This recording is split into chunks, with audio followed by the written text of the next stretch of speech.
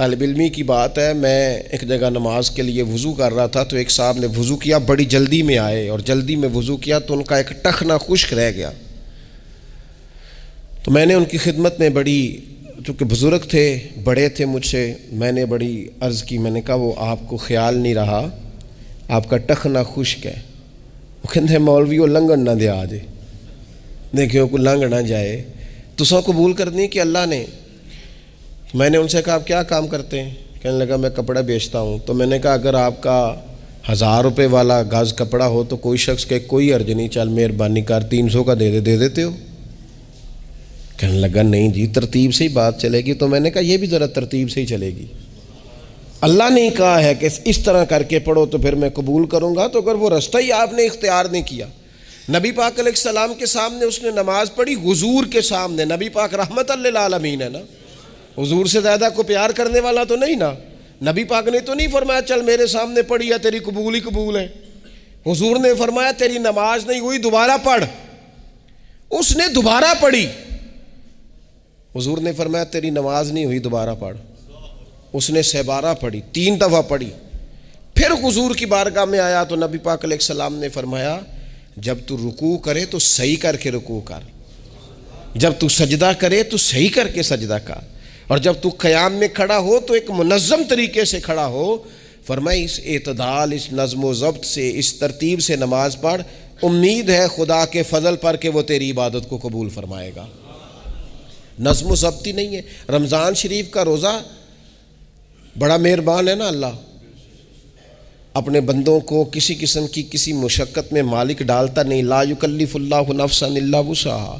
لیکن آپ یہ نہیں کہہ سکتے کہ میری آنکھ چونکہ صبح 9 بجے کھلی ہے تو مجھے تھوڑی شریعت گنجائش دے دے کہ میں تھوڑی سی روٹی کھا لوں پھر نہیں کھاؤں گا مغرب تک، یہ گنجائش نہیں ملے گی۔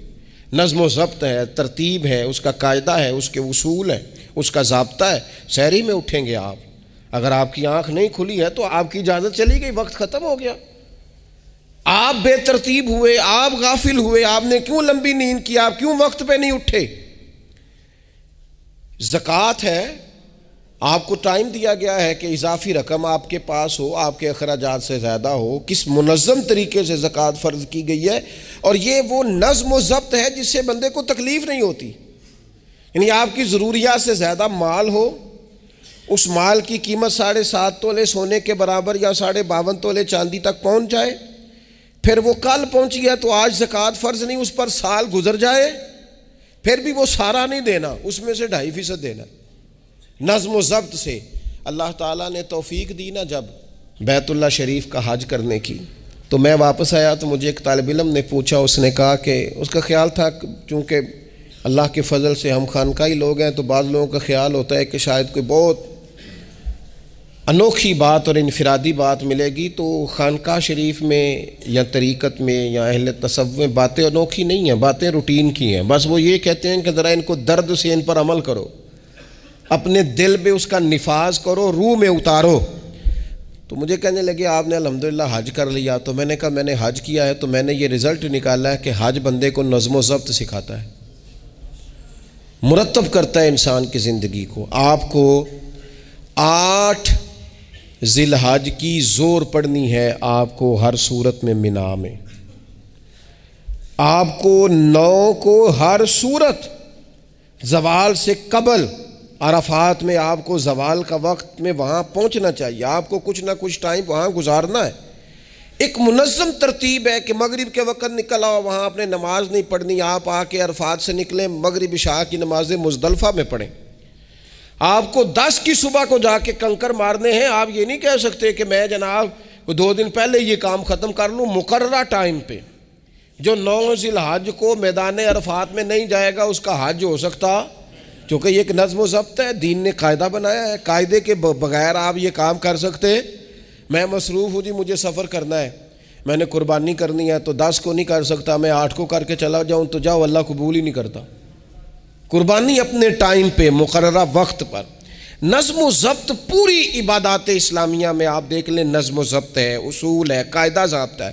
وہ ہمارے یہاں کچھ لوگ نا درویشی کی بنیاد پر بھی جہالت پھیلاتے ہیں، وہ کہتے ہیں جی اسی درویش لوگ ہیں جی، ہم کسی نظم و ضبط کے قائل نہیں۔ اس کا کیا معنی ہوا جی؟ وہ درویش تو تنظیمیں نہیں چلاتے، تو درویش کیا چلاتے ہیں؟ جہالت چلاتے ہیں۔ درویش ہی تو تنظیم چلا سکتا ہے، درویش ہی تو ادارہ چلا سکتا ہے، درویش ہی تو ایک منظم سلسلہ تعلیم آگے لے جا سکتا ہے، چونکہ اس کی زندگی میں نظم و ضبط ہوتا ہے، اس کی زندگی ایک پورے قاعدے کے مطابق مرتب ہوتی ہے، اس کی زندگی میں ٹائم ٹیبل پوری ترتیب سے ہوتا ہے۔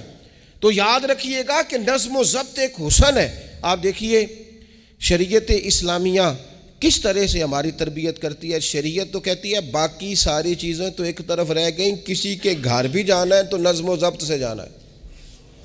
آپ کے بھائی کا گھر ہے، آپ کے دوست کا گھر ہے، آپ کا قریبی تعلق ہے، بغیر اجازت جا سکتے ہیں؟ دین نظم سکھاتا ہے۔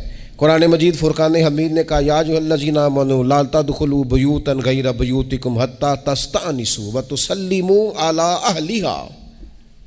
کیا کرو؟ اگر کسی کے گھر جاؤ نا تو پہلے جا کے اجازت لو۔ یا ایھا الذین آمنوا